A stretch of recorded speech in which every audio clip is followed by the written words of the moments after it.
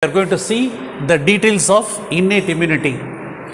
Already we have studied what is the meaning of innate immunity. It is the immunity developed in the individual's body right from the birth. That is called the innate immunity. It is also called the non-specific immunity. It is also called the natural immunity. We are going to study some details about the innate immunity, types of innate immunity and the mechanism behind the innate immunity. First, we are going to see anatomical barriers. Barriers means there are certain structures which are preventing the entry of microorganisms into our body. They are called barriers. Anatomical barriers means the anatomy. Anatomy means internal or external organs. That is called anatomy. There are certain organs in our body which are preventing the microorganisms. They are called anatomical barriers. In that first one is the skin. The skin in the lower classes, you might have studied about the anatomy. Externally, it is having many layers of cells. At the uppermost region, lot of dead cells are present. The microorganisms are settling on the dead cells, but the dead cells are not allowing the microorganisms to penetrate into the body. So that is the skin. The skin prevents the entry of microbes. Microbes means disease causing organisms. It is acidic environment. Now it is acidic in nature. Whenever the condition is acidic, the microorganisms cannot grow, cannot multiply. So it's acidic environment. So the skin pH value is 3 to 5. It is acidic condition. Acidic condition is from 0 to 7. Up to this acidic. So the skin is not naturally acidic in nature. It retards means prevents, reduces. It retards the growth of microorganisms. So they cannot grow, they cannot multiply. Second one, we are going to see the mucous membrane. In certain systems in our body, some jelly-like substance is lining the system. That is called a mucus lining, we can say, or mucous membrane. It is a gel-like substance. For example, in the respiratory system, starting from the nose up to the trachea, your trachea and bronchi, we can see the mucus. Internally, it is lined by mucus. Digestive system, starting from mouth cavity up to the large intestine. Internally, it is lined by mucus, jelly-like substance. One thin layer will be present. The mucus is preventing the entry of microorganisms. So, diseases will not be caused. How? The mucus entraps foreign microorganisms, because microorganisms are coming from outside. So we are calling them as foreign microorganisms. Okay, entrap. What is the meaning of entrap? We have to say they are entangling. It is a gel-like substance. It is surrounding the microorganism. So the microorganism becomes inactive. I'll give one example for this. We are taking one small insect, ant, ant. It is actively moving here and there. Now you are taking that ant which is actively moving and you keep this ant on a drop of oil which is present somewhere. Now once the ant is kept on the drop of oil, the legs movement and all will be stopped. The ant cannot move anywhere because the thick fluid, oil, is binding with the legs, so the legs are unable to move. Same way, the microorganisms are actively moving, but the mucus is entrapping, surrounding them, binding with them, making the microorganism unable to move from one place to another, and competes with the microbes for attachment.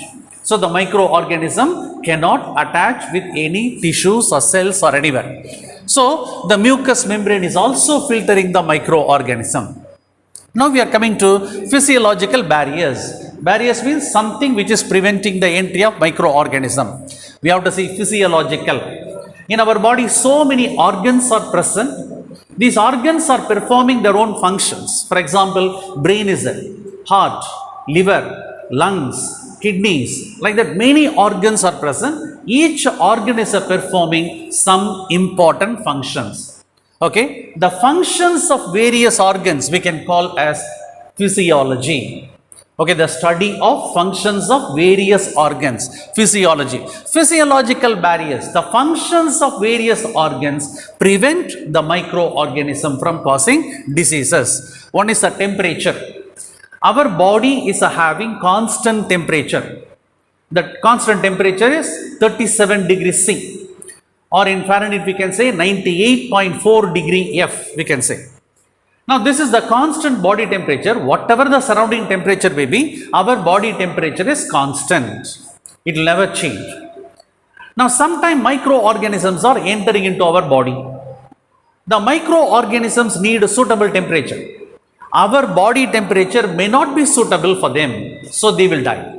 Our body temperature is not allowing them to live. That is, our normal body temperature inhibits the growth of pathogens. Inhibit means preventing the growth of pathogens. Pathogens are not growing means they cannot multiply. If they are not multiplying, they cannot cause any diseases. That is first one.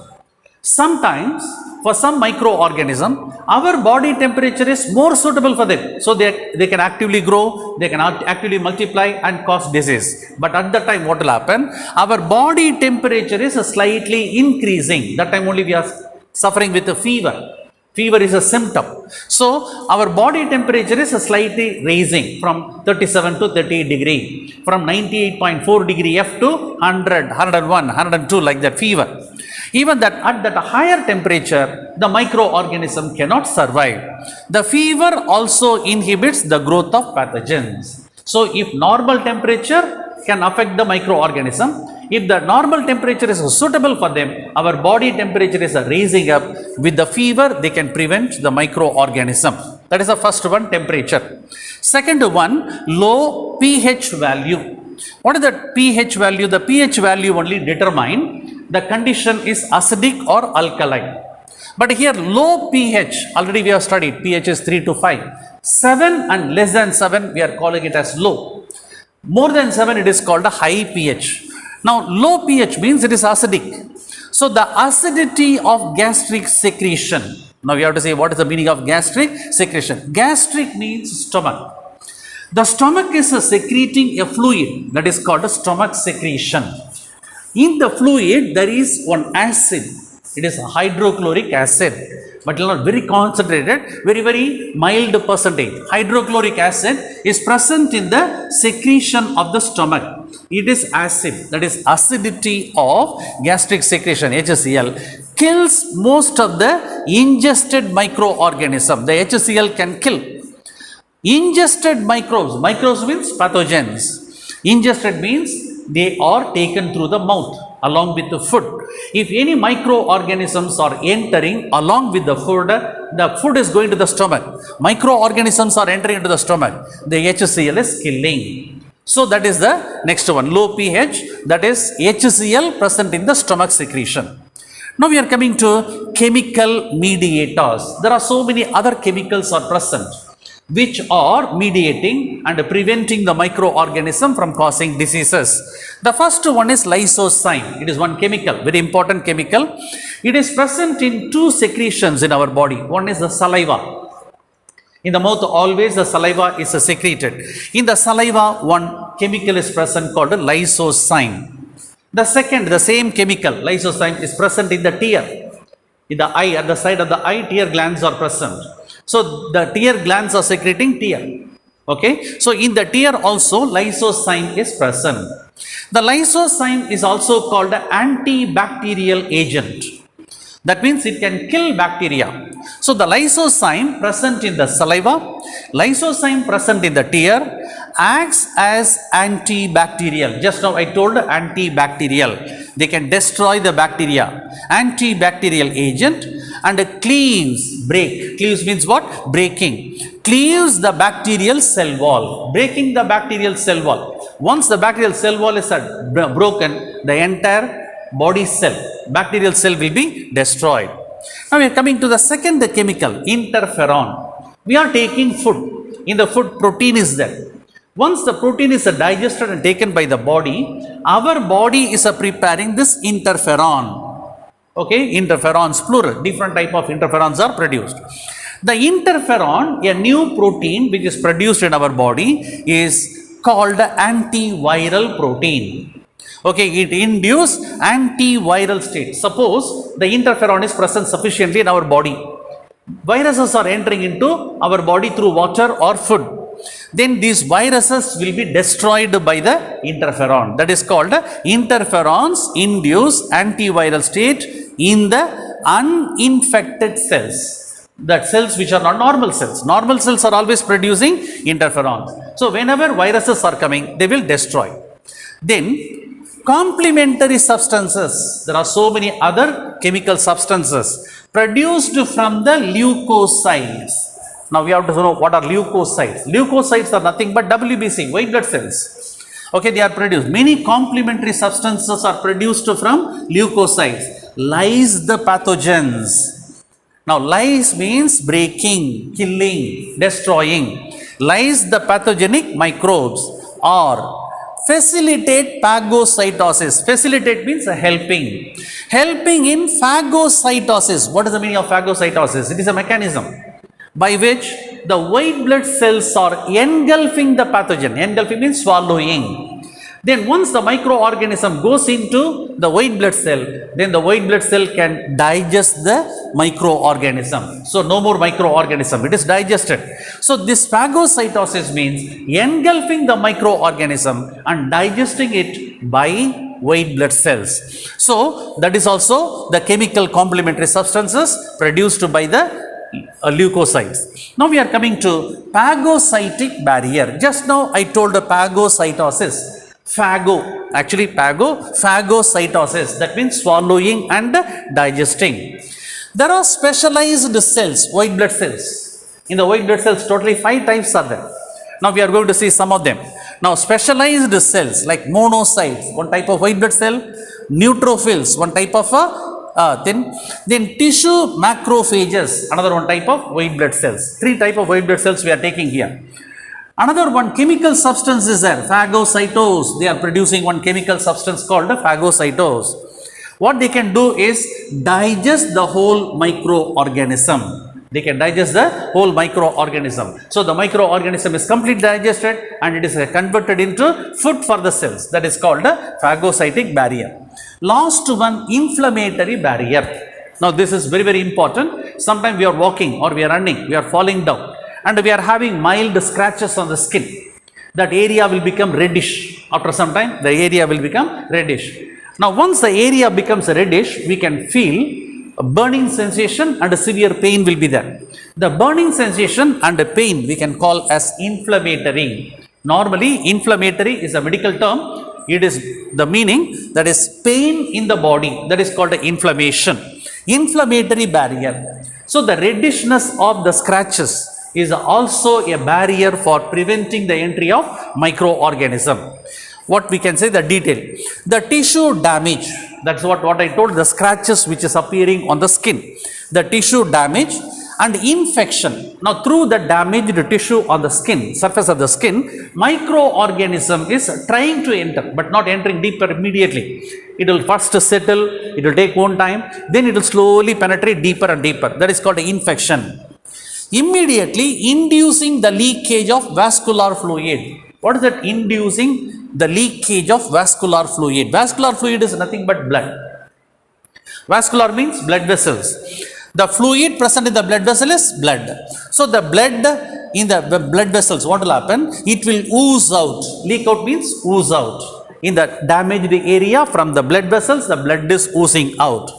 The blood is containing chemotactic signals. The blood is very sensitive. And any foreign substances are touching that, it is stimulated, induced. So that is called the chemotactic signals like serotonin. One chemical is there. They are all very, very sensitive to microorganisms. Serotonin, histamine and prostaglandin. Now these are all the chemicals present in the blood. They are sensitive. They can easily identify the microorganism. They influx the phagocytic cells. What are the phagocytic cells? The white blood cells are called the phagocytic cells. What is the meaning of influx? Make the white blood cells to accumulate in the place where the damage is present, where the scratches are present. So they influx the phagocytic cells into the affected area. So more blood is coming there. Because of that, the area becomes reddish. The scratches will become completely reddish because in that region more blood is coming. Now once more blood is coming, from the blood all white blood cells are coming and they are settling on the top of the scratches. Microorganism will come and directly touch the white blood cells. White blood cells will engulf, swallow and digest, so they cannot cause any disease. This phenomenon is called a diapedesis. One small term we are giving, diapedesis. Suppose they are asking one 2 mark question or 3 mark question, what is diapedesis? The whole mechanism you can write it. That is diapedesis. So inflammatory barrier. Now all these things are preventing the microorganism. Now that is coming under innate immunity. Right from the birth, these barriers are present. The immunity is present. So that called innate immunity. It is also called a non-specific, I said. Now all these structures and the physiological activities will not act on one particular microorganism. They act on any type of microorganism. So that it is called a non-specific. Suppose our immunity is acting on only one particular microorganism, it is called a specific. But they are not doing anything like this. Whatever the microorganism, they try to prevent. That is called a non-specific. So it is naturally developed, naturally present in our body, so that this immunity is called a natural immunity, otherwise called a innate immunity.